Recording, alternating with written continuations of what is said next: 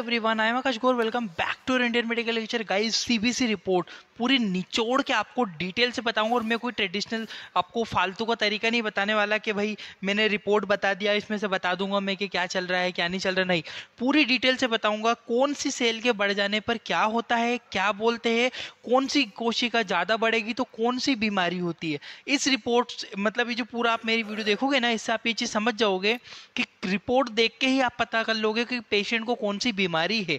तो आपको रिपोर्ट पढ़ना मैं सिखाऊंगा, उससे रिलेटेड बीमारियां कैसे होती है, कौन सी बीमारी होती है, ये सारी चीजें आपको मैं डिटेल से यहाँ पे बताने वाला हूँ। स्टार्ट करते गए सीबीसी की रिपोर्ट। देखो, रिपोर्ट तो हम लोग आपको दिख रही होगी इस तरह की रिपोर्ट। ये जो पैरामीटर दिख रहे हैं ना, RBC, haemoglobin, MCV, MCH, MCHC, क्या होता है, फुल फॉर्म क्या है, बढ़ जाने पर कौन सी बीमारी, कम हो जाने पर कौन सी बीमारी, ये सब डिस्कस करेंगे। सबसे पहला जो लुक हम देखते हैं रिपोर्ट में, सबसे पहले ऊपर जो रिपोर्ट में लिखा हुआ आता है, सीबीसी की रिपोर्ट में होता है, सीबीसी का फुल फॉर्म होता है कंप्लीट ब्लड काउंट। ठीक है, तो सीबीसी की रिपोर्ट में सबसे पहले ऊपर एक चीज लिखी हुई है, इरिथ्रोसाइट काउंट, यानी कि आरबीसी। आरबीसी का दूसरा नाम होता है इरिथ्रोसाइट। ठीक है, एक ही चीज है, red blood cell full form होता है उसका। देखो, आरबीसी की जो इसमें एक पेशेंट की रिपोर्ट है उसमें 5.26 इसकी रेंज आई हुई है। इसकी जो नॉर्मल रेंज होती है 4.2 से लेकर 5.4 मिलियन पर क्यूबिक एमएम, ये इसकी वो होती है, लिखा हुआ है मिलियन पर क्यूबिक एमएम। अब देखो जरा आरबीसी क्या होती है, उसकी बढ़ने और कम में होने से क्या कमी होती है, इस तरह से बताऊंगा। आरबीसी बता देता हूँ आरबीसी क्या होती है। आरबीसी की जो नॉर्मल रेंज जो पेशेंट के अंदर होनी चाहिए वो होती है 4.5 से लेकर 5.5 मिलियन पर क्यूबिक एमएम। एक सामान्य व्यक्ति में, एक सामान्य मनुष्य में कितनी आरबीसी की मात्रा होती है? 4.5 से 5.5 मिलियन पर क्यूबिक एमएम तक इसकी नॉर्मल रेंज होती है गाइस। ठीक है, सामान्य मात्रा होती है। अब देखो, आरबीसी के बढ़ जाने पर पोलीसाइथेमिया कहते हैं। अगर आप जैसे कि रिपोर्ट है पीछे, इसमें मैंने बोला है कि 5 पॉइंट लिखा हुआ 5.26 इसकी नॉर्मल। अगर ये 7 या 8 हो जाता तो क्या होता है, यानी कि जब भी आरबीसी बढ़ती है, यानी कि रिपोर्ट में यदि इसकी वैल्यू ज़्यादा आती है, आरबीसी के बढ़ जाने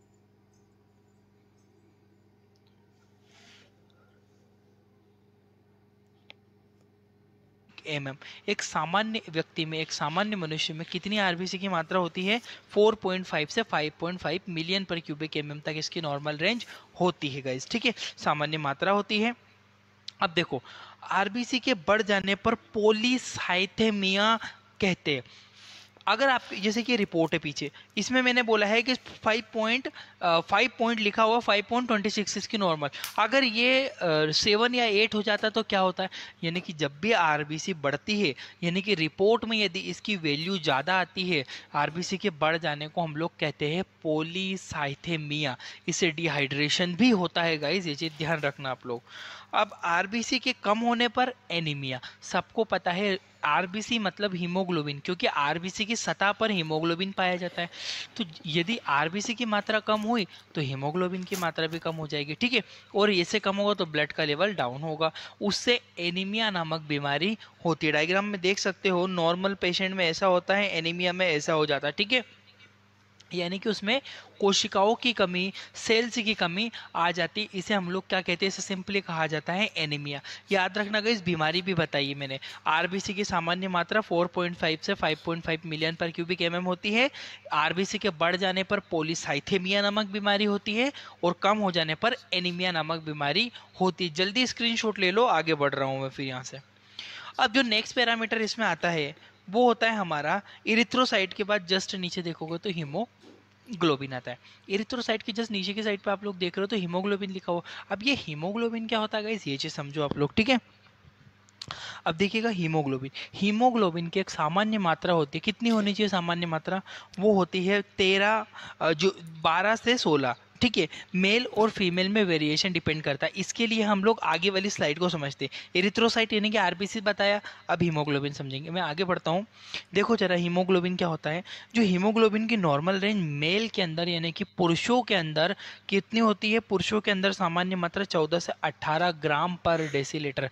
महिला में अलग होती है, पुरुषों में अलग होती है, चिल्ड्रंस में अलग होती है, बच्चों में अलग होती है, एडल्ट्स की बात करो तो उनमें भी वेरिएशन रहता है हीमोग्लोबिन का, ये चीज़ आप लोग ध्यान रखना।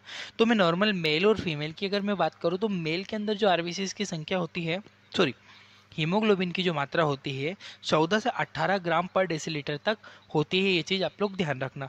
और जो फीमेल होती है, महिलाएं होती है, उनके अंदर 12 से 16 ग्राम पर डेसीलीटर तक उनकी नॉर्मल रेंज होती है महिलाओं। अगर इनकेस हीमोग्लोबिन बढ़ गया, ज़्यादा वैल्यू आई, रिपोर्ट में ज़्यादा आए, तो क्या होता है, हीमोग्लोबिन के बढ़ जाने पर पॉलीसाइथेमिया होता है। अब ये बोलोगे सर आरबीसी में भी आपने यही चीज़ बोल दी, सॉरी, आपने हीमोग्लोबिन में भी यही बोल दी, तो भैया आरबीसी की सतह पर ही तो हीमोग्लोबिन होता है। समझ रहे हो आप बात को? यदि आरबीसी कम तो हीमोग्लोबिन भी कम। क्लियर है गाइस? तो अगर आपका आरबीसी या हीमोग्लोबिन कम होगा तो ज़्यादा होगा तो पॉलीसाइथेमिया कहते हैं, और कम होगा तो इस न्यू ईयर में मैं आपसे ऐसे 3 राज शेयर करना चाहता हूं जो आपकी डेट ऑफ बर्थ में छिपे हैं, जो आपकी लाइफ को एक नई दिशा दे सकते हैं, ऐसा मुकाम जो आपने कभी और कम होगा तो एनीमिया कहते हैं। ये चीज़ आप लोग ध्यान रखना। जल्दी से आप लोग एक इसका स्क्रीनशॉट ले लो, फिर आगे बढ़ता हूँ। वैल्यू याद रखना, 14 से 18 मेल के अंदर, 12 से 16 फीमेल के अंदर। नेक्स्ट रिपोर्ट देखो फिर से। अभी तक हमने आरबीसीज देखा, हीमोग्लोबिन देखा, अब ये पीसीवी, एमसीएच, एमसीवी, एमसीएचसी क्या होता है समझो जरा, एक एक करके समझेंगे। पहले आप देख रहे हो पैक्ड सेल वॉल्यूम। अब ये पैक्ड सेल वॉल्यूम किसी की रिपोर्ट में नहीं यहाँ पे लगाई हुई है, 40 आई हुई है, 40% बताई हुई है। नॉर्मल रेंज भी लिखे हुए 37 to 47। बट हम इसको डिटेल से समझते हैं कि ये पीसीवी होता क्या है। देखो जरा, पीसीवी का पूरा नाम होता है पैक्ड सेल वॉल्यूम। क्लियर है गाइस? पैक्ड सेल वॉल्यूम होती क्या है जरा समझो। मेल के अंदर, इसकी पहले नॉर्मल रेंज जरा जान लो, जो पुरुषों के अंदर 40 से लेकर 54 तक, ठीक है, 40 to 54 मेल के अंदर उपस्थित रहती है। फीमेल की बात करूंगा तो 38 से 47 तक, या फिर 37 से लेकर 4। देखो इस पॉइंट का जो अंतर मैं बोल रहा हूँ ना, ये लेबोरेटरी टू लेबोरेटरी वेरी करता है, ठीक है। हो सकता है मेरा हीमोग्लोबिन कुछ एक आध पॉइंट आपके हीमोग्लोबिन से ज़्यादा हो, तो आप बोलोगे सर हम भी तो मेल है, आप भी मेल हो, तो इन दोनों में चेंजेस कैसे आ गया? मेल में तो समान होता है, पर भैया व्यक्ति की शरीर के ऊपर भी निर्भर करता है, जो पॉइंट में वेरिएशन जरूर आएगा। आप घबराइएगा मत, कोई आपको बीमारी नहीं रहती है। अगर हाँ 10-5 अंक आगे पीछे आया तो प्रॉब्लम है, पॉइंट में यदि वेरिएशन आ रहा है तो ज़्यादा प्रॉब्लम नहीं होती है, ठीक है। वो लेबोरेटरी टू लेबोरेटरी वेरी करता है। पीसीवी की नॉर्मल रेंज 40 से 34 मेल के 54 मेल के अंदर होती है, फीमेल के अंदर 38 से 47, ठीक है। 47 या फिर 37 से 47 तक नॉर्मल रेंज हो सकती है। पीसीवी की सहायता से, अब ये पॉइंट गोल्डन पॉइंट है जो मैं आपको बोल रहा हूँ, पीसीवी की सहायता से यह पता किया जाता है कि संपूर्ण रक्त में आरबीसी कितने % भाग उपस्थित है। परसेंटेज की बात कर रहा हूं मैं, फिर से रिपीट करता हूं। पीसीवी की सहायता से यह पता किया जाता है कि संपूर्ण रक्त में आरबीसी का कितना %, पूरे होल ब्लड, मेरे पूरे ब्लड में सबको पता है 6 लीटर या 7 लीटर तक नॉर्मल माना जाता है, तो ब्लड के अंदर पूरे ब्लड में आरबीसी का कितना % है, कितना % भाग उपस्थित है, ये पीसीवी पैक्ड सेल वॉल्यूम की सहायता से आप पता कर सकते हो। यदि पीसीवी बढ़ेगा तो वही भाई ये पॉलीसाइथेमिया, और इसको हम लोग डिहाइड्रेशन भी कहते हैं, पीसीवी अगर बढ़ गया तो। जब डिहाइड्रेशन यानी कि पानी की कमी होगा तब भी हमें पीसीवी बढ़ा हुआ देखने को मिल सकता है, ये चीज़ आप लोग ध्यान रखना, उसे डिहाइड्रेशन की कंडीशन कहते हैं। पीसीवी के कम होने को एनीमिया कहते हैं, सबको पता है। पीसीवी कम हो रहा मतलब क्या हो रहा है, किसका लेवल डाउन हो रहा है? पीसीवी का लेवल डाउन होने से आरबीसी की मात्रा कम होती है, ये चीज़ आप लोग ध्यान रखना, क्योंकि पीसीवी वही है कि पीसीवी की सहायता से पैक्ड सेल वॉल्यूम, जैसे कि मैंने बोला है, इसकी सहायता से शरीर के संपूर्ण शरीर में कितनी मात्रा में आपका, कितनी % में आपका हीमोग्लोबिन उपस्थित है, ये चीज़ निर्भर करता है। क्लियर है? स्क्रीनशॉट लो, आगे बढ़ता हूँ फिर। अब हमने पढ़ा पीसीवी, अब इसके नीचे जस्ट लिखा हुआ है एमसीवी, मीन कार्पस्कुलर वॉल्यूम। अब ये एमसीवी क्या होता है देखो जरा। एमसीवी मतलब होता है मीन कार्पस्कुलर वॉल्यूम। अब ये एमसीवी की जो नॉर्मल रेंज है 80 से 96 एफएल। एफएल का फुल फॉर्म होता है फेम्टोमीटर, ठीक है, फेम्टोमीटर इसका फुल फॉर्म होता है। ये चीज़ आप लोग ध्यान रखना, ये क्वेश्चन बहुत बार कहीं ना कहीं कंपटीशन एग्जामों में पूछे जाते हैं। यूनिट होती है, ठीक है, मेजर करने की 80 से 96 एफएल यानी कि फेम्टोमीटर होता है, ठीक है। एमसीवी ये गोल्डन पॉइंट बता रहा हूँ मैं आपको यहाँ पे कॉम्पिटिटिव के अकॉर्डिंग, और आपको आना चाहिए। एमसीवी, अच्छा एमसीवी टेस्ट लगाते क्यों है? एमसीवी की सहायता से यह पता किया जाता है कि आरबीसी का आयतन या उसका आकार कितना है। Mean corpuscular volume, mean corpuscular volume का मतलब यही होता है कि आरबीसी का आकार कितना है। क्लियर है? अगर उसका आकार में चेंजेस आता है, जैसे कि स्पाइरोसाइटोसिस होता है और भी बहुत सारी ऐसी बीमारी होती है, यदि उसके आकार में परिवर्तन आता है तो प्रॉब्लम होती है। इसलिए हम लोग आरबीसी के आकार को, यानी कि आरबीसी बड़ी तो नहीं है, आरबीसी बहुत ज़्यादा छोटी तो नहीं है, ये चीज़ पता करते हैं काई से, हम ये पता कर पाते हैं एमसीवी मीन कार्पस्कुलम वॉल्यूम की सहायता से। अब देखो, एमसीवी के बढ़ जाने को मैक्रोसाइट कहते हैं। यदि एमसीवी की मात्रा बहुत ज़्यादा इंक्रीज हो रही है, ठीक है गाइज, तो यदि एमसीवी की मात्रा बढ़ गई है तो बढ़ी हुई मात्रा को हम लोग कहते हैं मैक्रो। मैक्रो मतलब बड़ा, साइट मतलब सेल, ये चीज़ ध्यान रखना।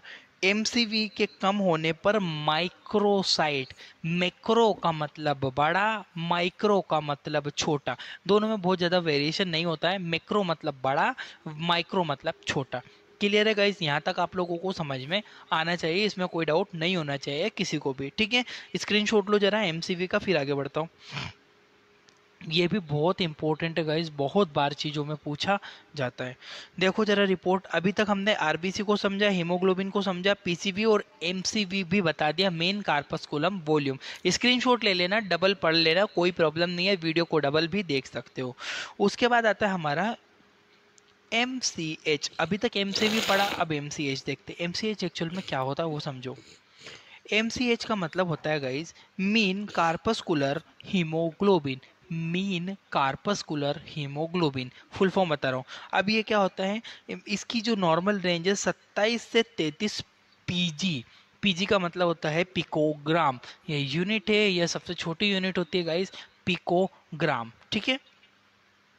पिकोग्राम जो होती है माइक्रोग्राम से भी छोटी होती है, चीज ध्यान रखना आप लोग, ठीक है। पिकोग्राम जो होता है सामान्य मात्रा है 27 से 33। अब जो है एमसीएच टेस्ट क्यों करते हैं? एमसीएच की सहायता से यह पता किया जाता है कि आरबीसी के ऊपर कितना परसेंट हीमोग्लोबिन हर एक, प्रत्येक आरबीसी की बात हो रही है, हर एक। जैसे कि मेरे शरीर में 4.5 टू 5.5 मिलियन होती है, मेरे पास है 4 मिलियन है, तो हर एक आरबीसी के ऊपर कितना परसेंट हीमोग्लोबिन उपस्थित है, हम लोग एमसीएच की सहायता से यह पता कर सकते हैं, ठीक है गाइस। एमसीएच की मात्रा बढ़ जाने पर आरबीसी का आकार भी बढ़ जाता है, समझो बात को। मैंने बोला एमसीएच की सहायता से यह पता किया जाता है कि आरबीसी में कितना परसेंट हीमोग्लोबिन है। अगर हीमोग्लोबिन ज़्यादा हो गया तो आरबीसी का साइज बढ़ गया, क्योंकि हीमोग्लोबिन आरबीसी की सतह पर उपस्थित रहता है, सबको पता है बात।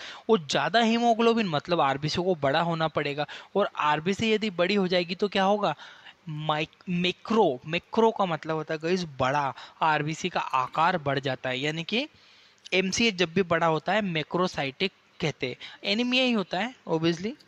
मैक्रो मतलब आरबीसी का आकार बढ़ गया। एमसीएच का मतलब होता है माइक्रोसाइटिक एनीमिया, छोटी आरबीसी हो गई, संख्या भी उसकी कम हो गई, ठीक है, हीमोग्लोबिन कम। अब देखो ना भैया, मैं तो बोला एमसीएच का मतलब मेन कार्पस्कुलम हीमोग्लोबिन, एक आरबीसी पे कितना हीमोग्लोबिन है। अगर हीमोग्लोबिन की संख्या कम है, हीमोग्लोबिन का परसेंटेज यदि कम है तो क्या होगा, हीमोग्लोबिन का परसेंटेज डाउन मतलब एनीमिया। और हीमोग्लोबिन कम होगा तो उसकी साइज में छोटी हो जाएगी। साइज जैसे ही छोटी हुई गाइस, जैसे ही उसकी कोशिका छोटी हो जाएगी तो माइक्रो बोलेंगे, बड़ी हो जाएगी तो मैक्रो बोलेंगे। क्लियर हुआ? स्क्रीनशॉट ले लो जल्दी से इसका, फिर आगे बढ़ता हूँ। एमसीवी एमसीएच बहुत डिटेल से बहुत अच्छे से समझा रहा हूँ गाइस। इस वीडियो को समझ में आ रही हो तो पहले वीडियो को रोक के पहले फुर्सत में लाइक करो, क्योंकि आपको यदि समझ में आ रहा है तो वीडियो को जरूर लाइक कीजिएगा आप लोग, ठीक है। स्क्रीनशॉट ले लो फिर आगे बढ़ता हूँ। अब देखो, अभी तक हमने एमसीवी देख लिया, अब आते हैं हम एस एमसीएच मेन कार्पास्कुलम हीमोग्लोबिन भी देखा। अब हम लोग देखते हैं एम आरडीडब्ल्यू। ये आरडीडब्ल्यू क्या है ये समझो। आरडीडब्ल्यू का मतलब होता है red blood cell distribution white. क्या मतलब होता है? इसकी नॉर्मल रेंज पहले समझ लो। इसकी जो नॉर्मल रेंज होती है 11 से लेकर 14% तक इसकी सामान्य मात्रा होती है। ये चीज आप लोग ध्यान रखना। सामान्य मात्रा 11 से लेकर 4% तक होती है। आरडीडब्ल्यू, आरडीडब्ल्यू का फुल फॉर्म होता है red blood cell distribution wide. ये भी आपको सीबीसी की रिपोर्ट में देखने को मिलेगा। आरडीडब्ल्यू की सहायता से यह पता किया जाता है कि आरबीसी के आकार और संख्या में कितना परिवर्तन है। समझो बात को।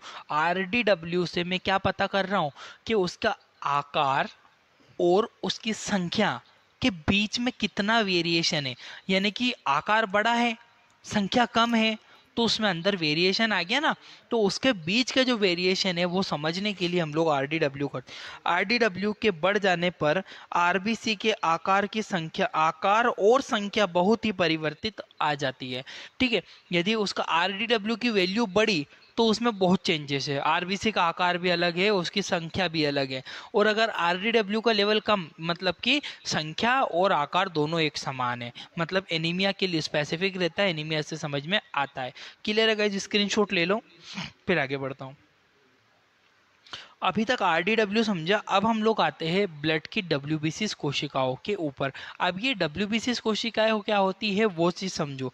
दिखा है टोटल ल्यूकोसाइट काउंट, यानी कि टोटल टोटल क्यों? क्योंकि डब्ल्यूबीसी अलग अलग होती है और अलग अलग के बढ़ने से अलग अलग प्रकार की बीमारियां होती है। जरा देखो बताता हूँ। पहले हम लोग संपूर्ण डब्ल्यूबीसी के बारे में समझेंगे। डब्ल्यूबीसी का फुल फॉर्म होता है व्हाइट ब्लड सेल। डब्ल्यूबीसी का फुल फॉर्म क्या है? व्हाइट ब्लड सेल्स के नाम से हम डब्ल्यूबीसी को जानते हैं। इसकी जो सामान्य मात्रा होती है 4.5 से लेकर 11,000, ठीक है। 4,000, 4,500 से लेकर 11,000 तक नॉर्मल संख्या होती है डब्ल्यूबीसी की। श्वेत रक्त कणिकाएं, जिसे हम लोग ल्यूकोसाइट भी कहते हैं। ल्यूकोसाइट का मतलब भी डब्ल्यूबीसी ही होता है, ठीक है। डब्ल्यूबीसी की सहायता से डब्ल्यूबीसी टेस्ट की सहायता से हम लोग ये पता कर सकते हैं कि डब्ल्यूबीसी कितनी मात्रा में उपस्थित है, ठीक है। ब्लड के अंदर उसका वैल्यू क्या है, उसका कितना परसेंटेज है, कितना भाग डब्ल्यूबीसी का उपस्थित है, हम लोग ये चीज़ समझ सकते हैं, ठीक है। डब्ल्यूबीसी के बढ़ जाने पर कौन सी बीमारी होती है? ल्यूकोसाइटोसिस। ल्यूकोसाइटोसिस का मतलब डब्ल्यूबीसी का संख्या बढ़ गई। और जब भी डब्ल्यूबीसी बढ़ेगी, यानी कि आपके शरीर में कोई ना कोई activity, infection, viral infection, parasitic infection, allergic वगैरह आपको हुई है, तभी आपकी डब्ल्यूबीसी बढ़ेगी, ठीक है गाइस। एक एक सेल बताऊंगा, अभी तो रुको रुको जरा, सबर करो, सभी को मिलेगा। डब्ल्यूबीसी के कम होने पर ल्यूकोसाइटोपिनिया कहते हैं। अगर डब्ल्यूबीसी कम हो गई तो क्या कहते हैं? ल्यूकोसाइटोपिनिया। गाइस ये क्वेश्चन बहुत, आप लोग अगर ग्रुप 5 की प्रिपरेशन करते हो वहां भी पूछे जाते हैं कि डब्ल्यूबीसी के बढ़ जाने को क्या कहते हैं? ल्यूकोसाइटोसिस। और कम हो जाने पर ल्यूकोसाइटोपिनिया। याद रखना, टर्मिनोलॉजी है, बहुत इंपॉर्टेंट है। जल्दी स्क्रीनशॉट लो फिर आगे बढ़ता हूँ। देखो, अभी तक हमने समझा डब्ल्यूबीसी। अब समझते हैं न्यूट्रोफिल। जैसे नेक्स्ट पैरामीटर दिया है न्यूट्रोफिल का। अब ये न्यूट्रोफिल क्या होती है गाइस वो समझो जरा। न्यूट्रोफिल की जो नॉर्मल रेंज होती है, ये एक डब्ल्यूबीसी का ही प्रकार है, ठीक है। डब्ल्यूबीसी का ही प्रकार होती है न्यूट्रोफिल। न्यूट्रोफिल की संख्या 2000 से लेकर 7000 पर क्यूबिक एमएम तक इसकी संख्या होती है। सबसे ज्यादा मात्रा में, ये क्वेश्चन बहुत बार पूछा जाता है, सबसे ज्यादा मात्रा में पाए जाने वाली डब्ल्यूबीसी कोशिका क्या, कौन सी होती है? न्यूट्रोफिल्स होती है, ठीक है। ये नॉन स्पेसिफिक सेल है। यदि आपके शरीर में कोई भी बैक्टीरियल, कोई भी वायरल इन्फेक्शन होगा तो इसकी संख्या बढ़ जाती है। क्लियर है? शरीर में किसी भी प्रकार का संक्रमण होने पर न्यूट्रोफिल की संख्या बढ़ जाती है। वही चीज़ सेम बोली मैंने, कोई भी आपको इन्फेक्शन हो, जरूरी नहीं पर्टिकुलर कोई एक इन्फेक्शन हो, किसी भी प्रकार का इन्फेक्शन होने पर डब्ल्यूबीसी में न्यूट्रोफिल की संख्या बहुत ज़्यादा बढ़ जाती है। कोई स्पेसिफिक सेल नहीं है कि पर्टिकुलर किसी इन्फेक्शन में बढ़ी है, यानी कि आपको इस सेल को देखकर आप ये नहीं बोल सकते कि निमोनिया हुआ है, टाइफाइड हुआ है, कोविड हुआ है, वायरल इन्फेक्शन हुआ है, या फिर किसी भी प्रकार का कोई इन्फेक्शन आपको हुआ है। हाँ, आप इतना कह सकते हो कि न्यूट्रोफिल बड़ी है, यानी कि कोई न कोई इन्फेक्शन आपको हुआ है शरीर में। क्लियर है? न्यूट्रोफिल के बढ़ जाने पर न्यूट्रोफिलिया कहा जाता है। न्यूट्रोफिल की बढ़ी हुई संख्या, यदि न्यूट्रोफिल बढ़ गई, नॉर्मल रेंज से ज्यादा हो गई, तो इसे क्या कहते हैं? न्यूट्रोफिलिया। और यदि न्यूट्रोफिल कम हो गई तो न्यूट्रोपिनिया।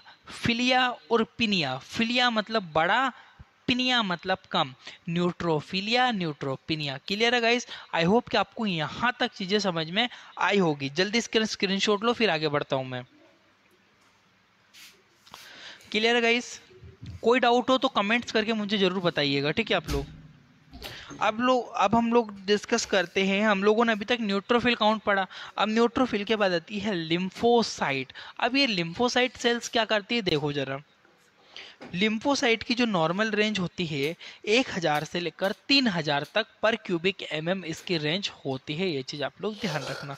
शरीर में किसी भी प्रकार का इन्फ्लामेशन होने पर लिम्फोसाइट की संख्या बढ़ जाती है। अब ये इन्फ्लामेशन क्या होता है भैया? सूजन आना, स्वेलिंग हो जाना, रेडनेस हो जाना। जैसे कि आप क्या हुआ, मैं मेरी बात समझना आप, कि आपको किसी चींटी ने काटा, गाल पे चींटी ने काटा, तो क्या होगा? पहले इचिंग चलेगी, लाल लाल लाल लाल हो जाएगा, रेडनेस बनने लगेगी और बम्प हो जाएगा, स्वेल हो जाएगा। इसे कहते हैं इन्फ्लामेशन। ठीक है? यदि आपको बॉडी में किसी भी प्रकार का कोई इन्फ्लामेशन हुआ है, उस अवस्था में आपकी ल्यूकोसाइट की मात्रा बढ़ जाएगी। आप लोग इस पॉइंट को अच्छे से ध्यान रखना। ठीक है गाइस, नेक्स्ट आता है ल्यूकोसाइट यदि कम हो गई तो लिम्फोसाइटोपिनिया कहते हैं, और ज़्यादा हो गई तो लिम्फोसाइटोसिस कहते हैं। ठीक है? अगर ल्यूकोसाइट ज़्यादा बढ़ गई तो लिम्फोसाइटोसिस, और सॉरी लिम्फोसाइट आपकी ज़्यादा बढ़ गई तो लिम्फोसाइटोसिस, और लिम्फोसाइटोपिनिया कम हो गई तो। ठीक है? स्क्रीनशॉट लो। मैं कंफ्यूज हो गया लिम्फोसाइट और ल्यूकोसाइट, क्योंकि ल्यूकोसाइट और लिम्फोसाइट कोई वो नहीं, ल्यूकोसाइट डब्ल्यूबीसी का ही दूसरा नाम है और लिम्फोसाइट उसकी ही एक सेल होती है। अब देखो लिम्फोसाइट देखा, अब दूसरी सेल आती है इसमें मोनोसाइट। देखो जरा, मोनोसाइट की जो सामान्य रेंज होती है, सामान्य मात्रा होती है शरीर में 200 से लेकर 1000 पर क्यूबिक एमएम तक इसकी संख्या होती है, सामान्य मात्रा। अब ये कब बढ़ जाती है? अगर ये बढ़ी हुई आ रही है तो कौन सी बीमारी है? Auto immune disease. यदि कुछ शरीर में किसी प्रकार की ऑटो इम्यून डिसीज हो गई है तब इसकी संख्या बढ़ जाती है, ये चीज आप लोग ध्यान। अब ये ऑटो इम्यून डिसीज क्या है? ऑटो इम्यून डिसीज ऐसी डिसीज जो हमारे शरीर के कोशिकाएं, हमारा इम्यून सिस्टम हमें ही ना पहचाने और अंदर से हमें ही खत्म करने लगे, उसे ऑटो इम्यून डिसीज कहते हैं, बहुत ही सीरियस होती है। मोनोसाइट के बढ़ जाने पर मोनोसाइटोसिस कहते हैं, और कम होने पर मोनोसाइटोपिनिया के नाम से जाना जाता है। यदि मोनोसाइट कम तो मोनोसाइटोपिनिया, यदि ज्यादा तो मोनोसाइटोसिस। स्क्रीनशॉट ले लो, फिर आगे बढ़ता हूं मैं। अभी तक मोनोसाइट डिस्कस करा, अब देखो इओसिनोफिल क्या है जरा। इओसिनोफिल की जो नॉर्मल रेंज होती है 200 से लेकर 1000, ये थोड़ी वेरिएज देखो इधर मैं बताता हूँ आपको इसकी कितनी होती है। इओसिनोफिल की जो नॉर्मल रेंज है वो 20 से लेकर 500 तक। ठीक है? इसका करेक्शन कर लीजिएगा गाइस, ये थोड़ी सी इसकी नॉर्मल रेंज जो है ये गलत लिखी हुई है यहाँ पे। 20 से लेकर 500 पर क्यूबिक एमएम इसकी जो नॉर्मल रेंज होती है, ये वाली इसकी नॉर्मल रेंज होती है। जब एलर्जी या अस्थमा, और यदि आपके शरीर में कोई एलर्जी हुई है, यदि कोई अस्थमा हुआ है, तब क्या होता है? इओसिनोफिल बढ़ जाता है। इओसिनोफिल कब बढ़ेगी? जब भी आपको इओसिनोफिल बढ़ी हुई दिखाई दे, यानी कि आपको कौन सी एलर्जी हुई है, अस्थमा हुआ है, दोनों कंडीशन में आपकी इओसिनोफिल बढ़ जाती है। इओसिनोफिल के बढ़ जाने पर इओसिनोफिलिया कहा जाता है, ये चीज आप लोग माइंड में रख लो। और लिम्फोसाइट कहाँ आ गई? 1 मिनट गाइस, ये इओसिनोफिल है। ठीक है। अब इओसिनोफिल यदि क्या हो गया, इओसिनोफिल कम हो गई तो इओसिनोपिनिया कहते। यदि इओसिनोफिल बढ़ जाती है तो इओसिनोफिलिया, इओसिनोफिल कम हो जाती है इओसिनोपिनिया। और इसके बढ़ने पर कब एलर्जी या अस्थमा में इसकी मात्रा बढ़ती है, आप लोग ध्यान रखना, ठीक है। आई होप कि आपको गाइस ये चीज़ समझ में आई होगी। तब तक आप लोग मेरे चैनल को जाके एक बार विजिट करो, जाके देखो बहुत सारी चीज़ें आपको लोगों के लिए डली हुई है। Thank you for watching.